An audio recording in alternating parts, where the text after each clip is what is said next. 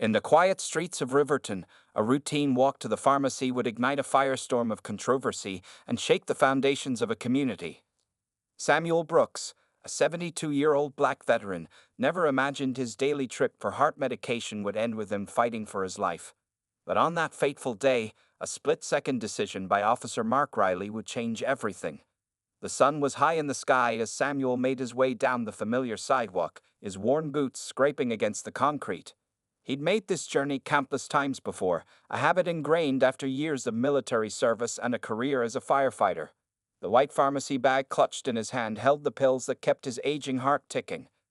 Little did he know, that same heart was about to face its greatest challenge yet.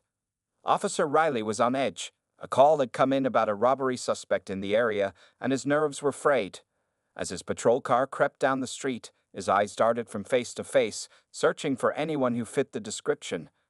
When he spotted Samuel, something in his mind clicked. The veteran's dark jacket and slow, steady pace set off alarm bells in Riley's head.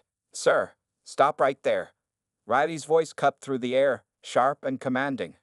Samuel turned. Confusion etched across his weathered features. He'd always respected the law, taught his children to do the same.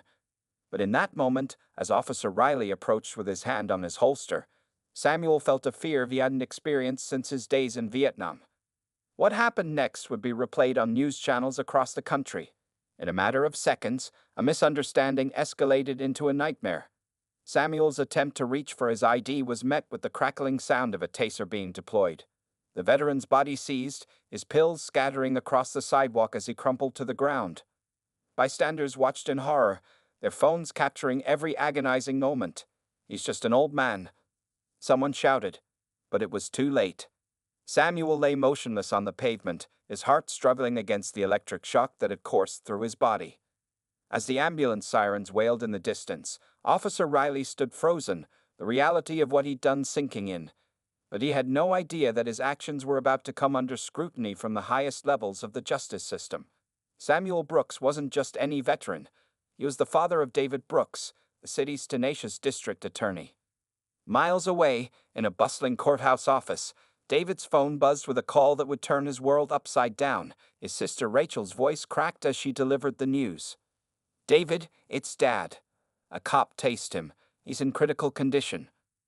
For a moment, time stood still. David's mind raced through a flood of memories.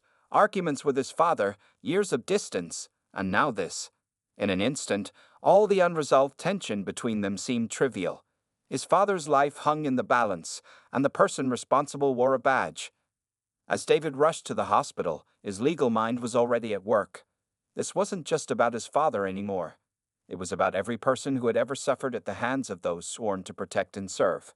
It was about a system that too often turned a blind eye to injustice. The hospital waiting room became a war room. David paced back and forth, his phone pressed to his ear as he called in favors and gathered information. Officer Riley's record, the body cam footage, witness statements. He would leave no stone unturned. But as he delved deeper into the case, David uncovered something far more sinister than a single act of excessive force. A pattern emerged. Complaints buried, officers protected, and a code of silence that ran deep within the department. At the center of it all was Sergeant Taylor, a man whose influence seemed to touch every corner of law enforcement in the city. David knew he was stepping into dangerous territory. Taking on a single officer was one thing, but challenging an entire system of corruption was another. You could feel the weight of the eyes upon him, colleagues wondering if he'd recuse himself, superiors worried about the political fallout, and a community holding its breath, hoping for justice. As Samuel fought for his life in the IQ, David stood at a crossroads. The path ahead was fraught with danger, both personal and professional, but as he looked at his father's still form, tubes and wires connecting him to machines that beeped a tenuous rhythm, David knew he had no choice. This case would be more than just a son seeking justice for his father. It would be a reckoning, a chance to expose the rot that had taken hold in the very institutions meant to serve and protect. But the road ahead would be treacherous, filled with those who would stop at nothing to keep their secrets buried. As David prepared to take the first steps in what would become the most important case of his career, he couldn't shake the feeling that this was about more than just the law. It was about redemption, for his relationship with his father, for a system that had lost its way, and for a community that had lost faith in justice. The stage was set for a battle that would rock the city to its core. Officer Riley, Sergeant Taylor, and the entire police department were about to face a reckoning they never saw coming. And at the center of it all was a family fighting not just for justice, but for a second chance. As the sun set on that first tumultuous day, David looked out the hospital window, his resolve hardening. The fight for his father's life and the soul of his city was just beginning, and he was ready for whatever came next. The next morning, David woke up in an uncomfortable hospital chair, his neck stiff and his mind racing. The beeping of machines had become a constant backdrop to his thoughts. He glanced at his father, still unconscious, his chest rising and falling with the help of a ventilator. The sight steeled David's resolve. He had work to do. As he stepped out of the hospital into the crisp morning air, his phone buzzed. It was Karen Lopez, his trusted colleague from the DA's office. "David, I've been digging into Riley's record. It's worse than we thought. There's a pattern here, and it all leads back to Taylor." David's jaw clenched. He had suspected as much, but hearing it confirmed sent a chill down his spine. "Send me everything you've got. I'm heading to the office now." The DA's office was abuzz with activity when David arrived. News of Samuel Brooks' tasing had spread like wildfire, and everyone knew this case was different. This wasn't just another incident of police misconduct. This was personal. David settled into his chair, spreading out the files Karen had sent over. As he pored over complaint after complaint against Officer Riley, a disturbing picture began to emerge. Excessive force, racial profiling, abuse of power, the list went on and on. But what struck David most was how each complaint had been handled, or rather, mishandled. Time and again, Riley had been cleared of wrongdoing. Investigations were cut short, witnesses recanted their statements, and evidence mysteriously disappeared.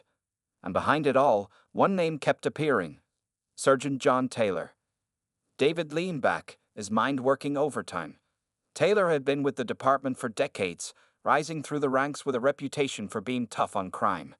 He was well connected, respected by his peers, and feared by those under his command. Taking him on wouldn't be easy. As David mulled over his next move, a knock at his door jolted him from his thoughts. It was Officer Mark Riley, looking haggard and nervous. "Mr. Brooks," he said, his voice barely above a whisper, "I need to talk to you." For a moment, David's anger flared. This was the man who had put his father in the hospital, but the lawyer in him knew that Riley might be the key to unraveling this whole mess. He gestured for Riley to sit down. Riley's hands shook as he spoke. "I know what I did was wrong. I panicked, and I'm sorry. But there's more to this than you know. Taylor, he's been pushing us, all of us, for years. He tells us to be aggressive, to show force. If we don't play along, we're frozen out, demoted, or worse." David listened intently, his mind racing. This was the break he needed, but he had to tread carefully. "Why are you telling me this now?" he asked, his voice level. Riley's eyes met David's. "Because what happened to your father? It's not right. And it's not the first time something like this has happened. Taylor's been covering up incidents like this for years. I can't be part of it anymore." As Riley spoke, David's phone buzzed with a text from Rachel. "Dad's awake. Get here now." His heart leaped, torn between the breakthrough sitting in front of him and the need to be by his father's side. "I need you to go on record with all of this," David said to Riley, his voice urgent. "It won't absolve you of what you did, but it could help bring Taylor down." Riley nodded, his face a mix of fear and relief. "I'll do it. Whatever it takes." David rushed back to the hospital, his mind reeling from the morning's revelations. As he entered his father's room, he saw Samuel's eyes open, alert but confused. Rachel sat by his side, holding his hand. "David," Samuel's voice was weak but clear, "what happened?"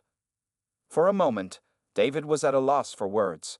How could he explain the injustice, the corruption, the fight that lay ahead? But as he looked into his father's eyes, he saw something he hadn't seen in years: trust. "There was an incident, Dad," David began, choosing his words carefully. "You were hurt by a police officer, but I'm going to make it right. I promise." Samuel nodded slowly, his eyes never leaving David's face. "I know you will, son. You always did have a strong sense of justice." The moment was interrupted by a commotion in the hallway. David stepped out to see what was happening and found himself face to face with Sergeant John Taylor. Taylor's face was a mask of concern, but his eyes were cold. "Mr. Brooks," he said, his voice smooth, "I just heard about your father. I wanted to express my deepest sympathies and assure you that we're conducting a full investigation into the incident." David's hackles rose. He could feel the insincerity dripping from Taylor's words. "Thank you, Sergeant," he replied, keeping his voice neutral. "I appreciate your concern, and I look forward to seeing the results of your investigation." Taylor's smile didn't reach his eyes. "Of course. We take these matters very seriously. Officer Riley's actions were unfortunate, but I'm sure you understand the pressures our officers face every day." David met Taylor's gaze, unflinching. "Oh, I understand more than you might think, Sergeant. In fact, I think we'll be seeing a lot of each other in the coming weeks." A flicker of uncertainty crossed Taylor's face, but it was gone in an instant. "Well, if there's anything I can do to help, don't hesitate to ask." With that, he turned and walked away, his back straight and his stride confident. As David watched him go, he knew the battle lines had been drawn. Taylor might think he held all the cards, but David had something the sergeant couldn't anticipate: the truth. Back in his father's room, David's resolve hardened. This fight wasn't just about one incident or one corrupt officer. It was about dismantling a system that had allowed injustice to flourish for far too long. As he looked at his father, now resting peacefully, David made a silent vow. He would see this through, no matter the cost. For Samuel, for every victim of police brutality, and for the very soul of the city he had sworn to protect. The road ahead would be fraught with danger and uncertainty. But as David sat by his father's bedside, holding on to hope and justice like twin lifelines, he knew one thing for certain: the fight of his life was just beginning. As the days passed, Samuel's condition slowly improved, but the tension in the city continued to rise. News of the incident had spread like wildfire, sparking protests and calls for justice. David found himself at the center of a storm, balancing his role as a son, a district attorney, and now a reluctant symbol of the fight against police brutality. One evening, as David was leaving the hospital, he was approached by Maria Gonzalez, a community activist he worked with in the past. "David," she said, her voice urgent, "we need to talk. This isn't just about your father anymore. People are scared, angry. They're looking to you for leadership." David sighed, feeling the weight of expectation on his shoulders. "I know, Maria, but I have to do this by the book. If we're going to take down Taylor and his network, we need solid evidence." Maria's eyes flashed with frustration. "And how many more people will get hurt while we wait for your evidence? The community needs action now." As they argued, neither noticed the figure watching from across the street, a phone held to their ear. "Boss, Brooks is talking to Gonzalez. Looks like they're planning something." Miles away, in a dimly lit office, Sergeant Taylor hung up the phone, his face grim. He turned to the group of officers gathered around him. "Gentlemen, it seems we have a problem. Brooks is digging deeper than we anticipated. It's time to circle the wagons." Meanwhile, Officer Riley sat in his apartment, staring at the phone in his hand. He promised David he'd go on record, but now fear gnawed at his gut. He knew what Taylor was capable of, had seen firsthand how the sergeant dealt with those who crossed him, but the image of Samuel Brooks collapsing to the ground haunted him. With shaking hands, he dialed the number. "Mr. Brooks? I think I'm being followed. Taylor knows something's up." David's mind raced. Riley was his key witness, the linchpin in his case against Taylor. If anything happened to him. "Stay where you are," David instructed. "I'm sending someone to pick you up. We'll put you somewhere safe." As David hung up, his phone buzzed with a text from an unknown number. "Back off, or the next time it won't be a taser." His blood ran cold. The threat was clear, but it only strengthened his resolve. The next morning, David called an emergency meeting with his team. As they gathered in a secure conference room, he laid out what they knew so far. "Taylor's network runs deep," he explained, pointing to a complex web of names and connections on the whiteboard. "It's not just the police department. He's got ties to judges, city officials, even some of our own colleagues." Karen, his assistant DA, let out a low whistle. "This is bigger than we thought, David. Are you sure we can handle this on our own?" David nodded, his jaw set. "We have to. If we bring in outside help, Taylor will catch wind of it. We need to keep this close to the chest. As the team dispersed, each with their own tasks, David couldn't shake the feeling that they were missing something. There was a piece to this puzzle they hadn't found yet, a key that would unlock the whole conspiracy. Across town, in a rundown motel room, Officer Riley paced back and forth, his nerves frayed. The safe house David had arranged felt more like a prison.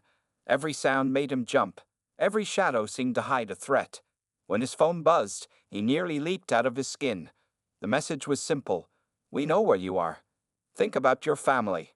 Attached was a photo of his daughter at school. Riley's hands shook as he dialed David's number. I can't do this, he blurted out as soon as David answered. They know everything. I'm sorry, but I can't testify. I won't. David felt the ground shifting beneath his feet. Without Riley's testimony, their case against Taylor would crumble. Mark, listen to me, he said, trying to keep his voice calm. We can protect you, your family, but I need you to trust me. As David tried to reason with Riley, across the city, Maria Gonzalez was organizing a protest. The streets filled with people demanding justice, their voices rising in a chorus of anger and hope. Signs bearing Samuel Brooks' name and face were held high, a reminder of why they were fighting. But among the peaceful protesters, more sinister elements lurked. Men with hidden agendas moved through the crowd, whispering words that turned anger into rage. As night fell, the first bottles were thrown, and soon the peaceful protest had devolved into chaos. David watched the news footage with a growing sense of dread. This was exactly what Taylor wanted. An excuse to crack down, to justify his heavy-handed tactics. As he watched police in riot gear clash with protesters, he couldn't help but wonder if he was fighting a losing battle. Back in the hospital, Samuel Brooks watched the same footage. His heart heavy, he turned to Rachel, who sat beside him. This isn't what I wanted, he said softly. All those people out there, fighting because of me. Rachel squeezed his hand. They're fighting because of what happened to you, Dad. Because it's happened to too many others. This is bigger than just us now. As the city burned and tensions reached a boiling point, David found himself standing at a crossroads. The evidence against Taylor was mounting, but so were the stakes. Every move he made seemed to be anticipated, countered before he could gain any ground. In the shadows, unseen players moved their pieces across the board. This wasn't just about one incident or one corrupt officer anymore. It was about power, about control, about the very soul of the city.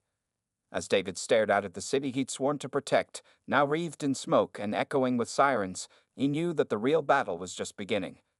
The question was, how far was he willing to go to see justice done? And at what cost? As the city teetered on the brink of chaos, David Brooks found himself in a race against time. The evidence against Sergeant Taylor was growing, but so was the pressure from all sides. The protests had intensified, with clashes between police and demonstrators becoming more violent each night. David knew he had to act fast before the situation spiraled completely out of control.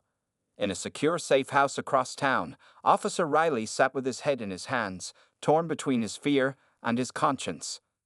The threats against his family weighed heavily on him, but so did the guilt of what he'd done to Samuel Brooks. When David arrived, Riley looked up with red-rimmed eyes. I can't sleep, he confessed. Every time I close my eyes, I see Mr. Brooks falling. I hear the taser. I can't live with this anymore. David sat across from him, his voice low and urgent. Then help me make it right, Mark. Your testimony can bring down Taylor and his whole corrupt network. We can protect you and your family, but we need you to be strong. As they talked, David's phone buzzed incessantly. Karen was calling with updates from the office, each one more dire than the last. Taylor was making moves, calling in favors, pressuring witnesses to recant their statements. The case they built so carefully was starting to unravel. Across the city, in a dimly lit bar, Sergeant Taylor sat surrounded by his loyal officers. His face was grim as he laid out his plan. Brooks is getting too close, he growled. It's time we remind him who really runs the city. The men around him nodded, their faces set with determination. They'd followed Taylor this far. They weren't about to back down now. Meanwhile, at the hospital, Samuel Brooks was making slow but steady progress. As he watched the news coverage of the protests, he felt a mix of pride and concern. This isn't just about me anymore, he told Rachel. It's about every person who's ever been wronged by those sworn to protect us. Rachel squeezed his hand, her eyes shining with unshed tears. Dad, I'm scared for David. He's taking on some powerful people. David was indeed walking a tightrope. As he prepared for the grand jury hearing that could indict Taylor, he felt like he was being watched at every turn. Strange cars lingered outside his apartment. His phone calls were filled with static, and even some of his closest colleagues were starting to distance themselves. The night before the hearing, David received an unexpected visitor. Maria Gonzalez knocked on his door, her face etched with worry. "David, I've heard rumors. Taylor's planning something big. He's not going down without a fight." David ushered her inside, his mind racing. "What have you heard, Maria?" As they talked, neither noticed the van parked across the street, its windows tinted black.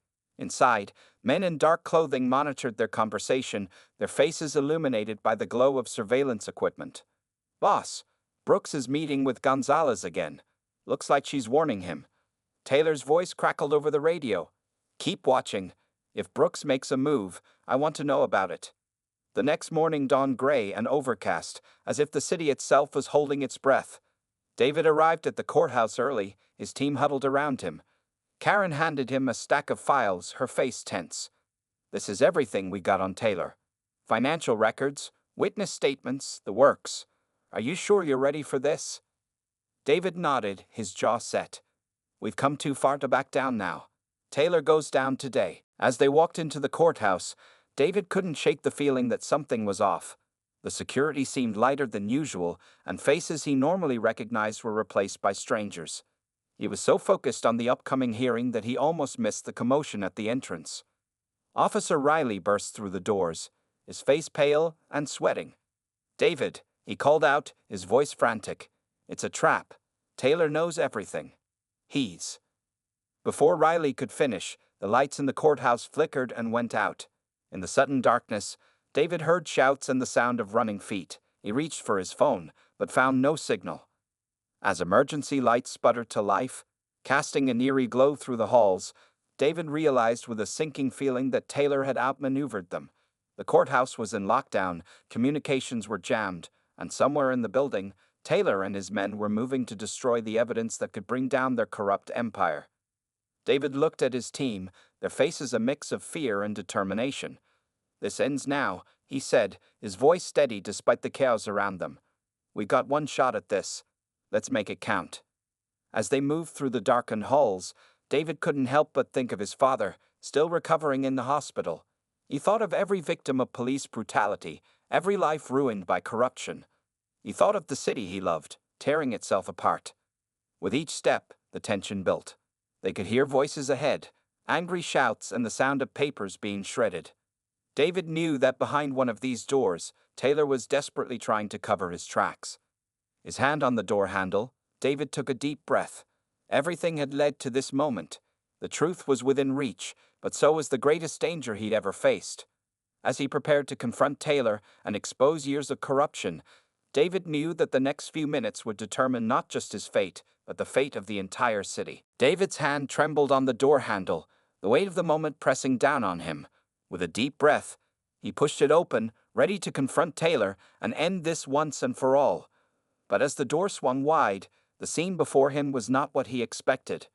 The room was empty, save for a single laptop on a desk, its screen flickering with an incoming video call. David approached cautiously, his team fanning out behind him. As he reached the desk, the call connected, and Sergeant Taylor's face filled the screen, a smug smile playing on his lips. "Hello, David," Taylor's voice crackled through the speakers.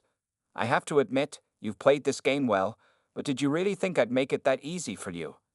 David's mind raced. If Taylor wasn't here, where was he?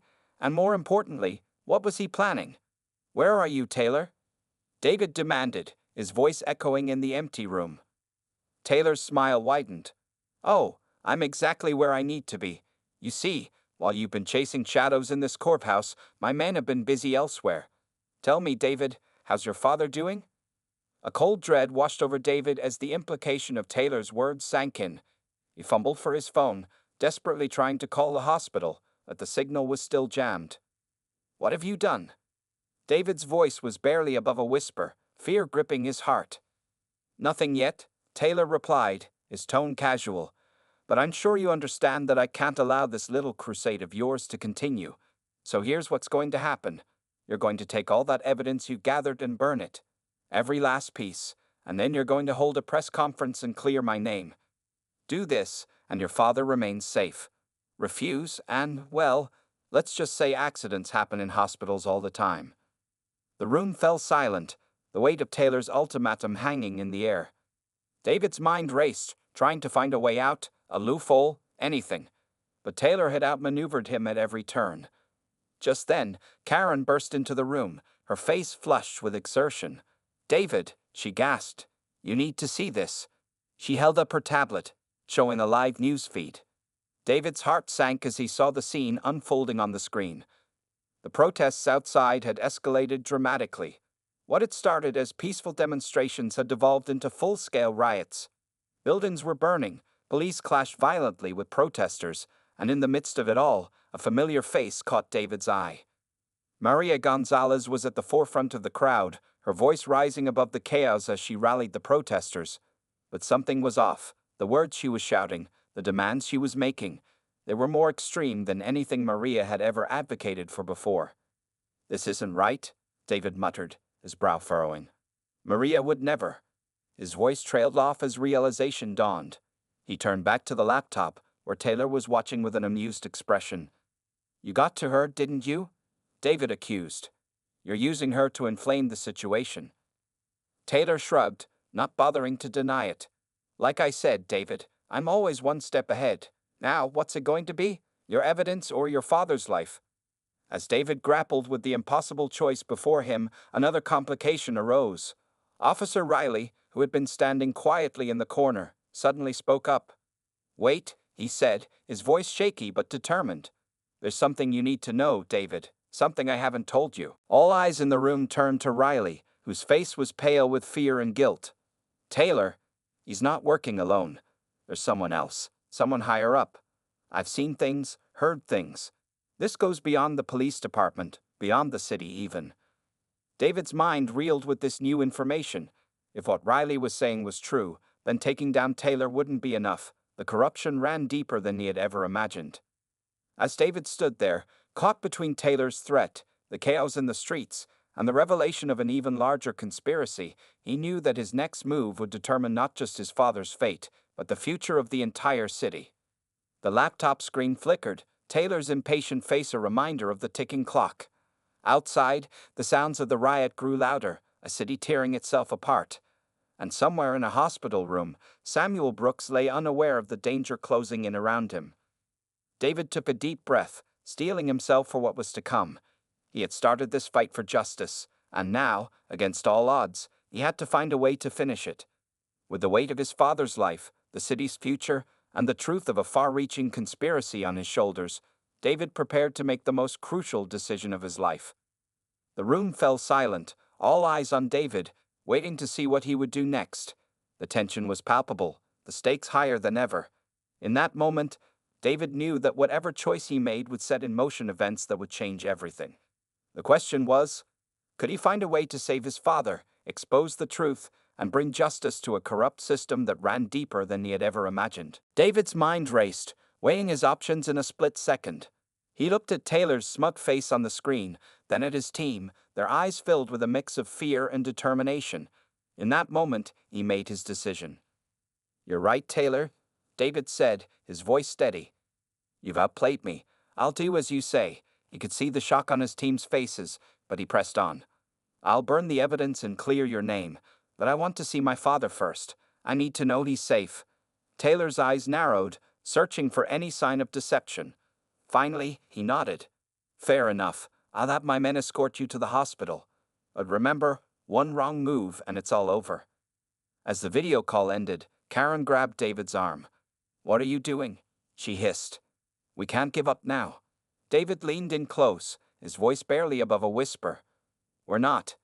Get Riley to a safe place and tell him to write down everything he knows about this larger conspiracy. Then I need you to do something for me." At the hospital, David found his father's room guarded by two of Taylor's men. Inside, Samuel was awake, his eyes widening as David entered. "Son, What's going on? David approached the bed, his heart heavy. Dad, I'm so sorry. I got in over my head, and now. He trailed off, unable to finish. Samuel reached out, gripping David's hand with surprising strength. You listen to me, David. Whatever's happening, you stand your ground. You fight for what's right, no matter the cost. You hear me? Tears welled in David's eyes as he nodded. I hear you, Dad. I won't let you down. As David left the room, he nodded imperceptibly to a nurse who had been hovering nearby. It was time to put his plan into action. Back at the courthouse, David stood before the assembled press, Taylor's men watching his every move. He took a deep breath and began to speak. I called this press conference to address the recent allegations against Sergeant John Taylor. After a thorough investigation, I can confidently say that these accusations are. Suddenly, the doors burst open. FBI agents flooded the room, led by none other than Karen. This press conference is over, she announced. Sergeant Taylor, you're under arrest for corruption, obstruction of justice, and conspiracy. Chows erupted. Taylor's men reached for their weapons, but they were quickly overwhelmed. In the confusion, David grabbed the microphone. People of this city, listen to me. The corruption runs deeper than we ever imagined. But today, we take the first step towards justice. As Taylor was led away in handcuffs, David's phone buzzed. It was a text from the nurse at the hospital. Your father is safe. Taylor's men have been apprehended. Relief washed over David, but he knew this was far from over. Riley's revelation about a larger conspiracy loomed large. As the dust settled, David found himself face to face with an FBI agent he didn't recognize. Mr. Brooks, the agent said, her voice low. We need to talk. What you've uncovered here, it's just the tip of the iceberg. There are forces at play that go beyond anything you can imagine. David's mind reeled. He had thought exposing Taylor would be the end, but it seemed it was only the beginning. As he looked out at the city he had fought so hard to protect, he realized that his journey for justice was far from over. Back at the hospital, Samuel Brooks watched the news coverage of his son's press conference, a proud smile on his face. But as the camera panned across the crowd, he froze. There, in the background, was a face he hadn't seen in decades. A face that brought back memories of his time in Vietnam, of secrets he thought had been buried long ago. Samuel reached for his phone with trembling hands. He had to warn David. The conspiracy didn't just go higher up. It went back years, tangled in a web of international intrigue that Samuel himself had been part of. As David stepped out of the courthouse, surrounded by a whirlwind of reporters and well-wishers, his phone buzzed with a message from his father. The words on the screen made his blood run cold. Son, there's something I need to tell you. Something I should have told you years ago. This goes deeper than you know. It all started back in '68. David looked up from his phone, his mind spinning. He had thought this was the end, a moment of triumph. But as he met the FBI agent's knowing gaze, he realized that this was only the beginning of a much larger, more dangerous fight. The battle for justice in their city had been won, but a war for truth on a global scale was just beginning. As the sun set on a day that had changed everything, David knew that his life, and the lives of everyone in the city, would never be the same. The road ahead was uncertain, filled with danger and secrets yet to be uncovered. But with the truth as his compass and justice as his goal, David was ready to face whatever came next. The real fight, it seemed, was only just beginning. In the days that followed, David found himself at the center of a whirlwind. The city was buzzing with the news of Sergeant Taylor's arrest and the exposure of corruption within the police department. But for David, this was just the beginning of a much larger journey. He spent hours at his father's bedside, listening as Samuel unraveled a tale that seemed almost too incredible to believe. The story stretched back to Samuel's time in Vietnam, involving covert operations, international conspiracies, and secrets that had been buried for decades. I never wanted you to be part of this world, son, Samuel said, his voice heavy with regret. But now that you've stumbled into it, you need to know the truth. As Samuel spoke, David's mind raced, connecting dots he never knew existed. The corruption in their city was just a small part of a much larger web, one that spanned continents and decades. The realization was overwhelming, but David knew he couldn't back down now. Meanwhile, the city began the slow process of healing. Officer Riley, true to his word, provided a detailed statement about the corruption within the department. His testimony, combined with the evidence David had gathered, led to a wave of arrests and resignations. The police force was being rebuilt from the ground up, with a focus on transparency and accountability. Maria Gonzalez, freed from Taylor's influence, threw herself into community outreach programs. She worked tirelessly to rebuild trust between the police and the people they served, organizing town halls and workshops that brought officers and citizens together in dialogue. David found himself working closely with the FBI, sifting through years of records and following leads that took him far beyond the city limits. The agent he had met at the courthouse, Special Agent Sarah Chen, became a close ally in his quest for the truth. "What we're dealing with here," Chen explained during one of their late-night strategy sessions, "is a network that's been operating in the shadows for decades. They've got their fingers in everything from local politics to international arms deals. Taking them down won't be easy, and it won't be quick." David nodded, feeling the weight of the task ahead. "But it's necessary," he said firmly. "For my father, for our city, for everyone who's ever been a victim of this corruption. We'd have to see this through." As the investigation expanded, David found himself traveling across the country, meeting with whistleblowers and uncovering evidence of a conspiracy that seemed to have no end. Each revelation brought new dangers, and there were times when David wondered if he was in over his head. But through it all, he found strength in unexpected places. His relationship with his sister Rachel, once strained, grew stronger as they united in their support for their father and their determination to uncover the truth. The citizens of his city, inspired by his fight against corruption, rallied behind him, offering support and encouragement. Months passed, and slowly but surely, progress was made. Key players in the conspiracy were identified and arrested. Documents were uncovered that exposed decades of illegal activities. David's reputation grew, and he found himself being hailed as a crusader for justice on a national stage. But with the increased attention came increased danger. There were attempts to discredit him, threats against his family, and more than one close call that left him shaken, but more determined than ever. Through it all, Samuel's health continued to improve. As he regained his strength, he became an invaluable resource, his memories of past events helping to fill in crucial gaps in their understanding of the conspiracy. 1 year to the day after the incident that had started it all, David stood at a podium, addressing a crowd of reporters and citizens. Behind him stood his father, now fully recovered, along with Rachel, Karen, Agent Chen, and many others who had become part of this fight for justice. "A year ago," David began, his voice steady and clear, "I stood before you and promised to root out corruption in our city. Today, I can say with pride that we've made significant progress, but our work is far from over." He went on to outline the achievements of the past year, the reforms in the police department, the arrests of corrupt officials, the new transparency measures that have been put in place. But he also spoke of the larger fight that was still ongoing, the network of corruption that stretched far beyond their city limits. "What we've uncovered is bigger than any one person or any one city," David continued. "It's a system that has thrived in the shadows for too long, preying on the vulnerable and undermining the very foundations of our democracy.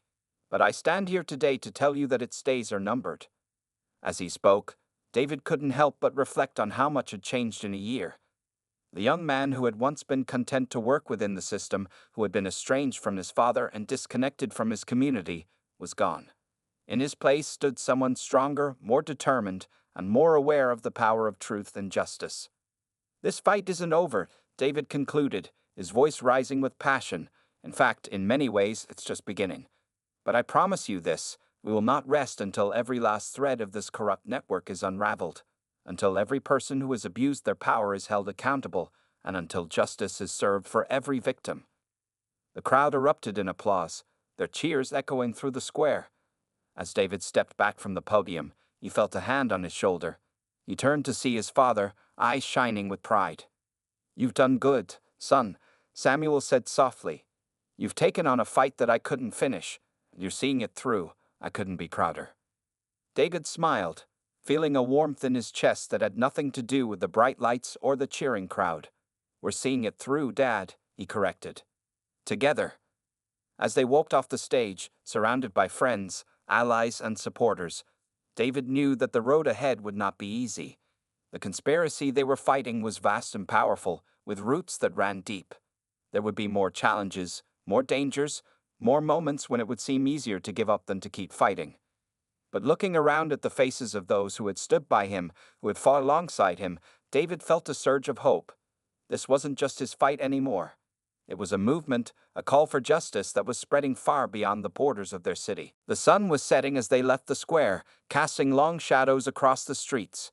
But to David, it felt more like a dawn. A new day was coming, one where truth would triumph over lies, where justice would prevail over corruption.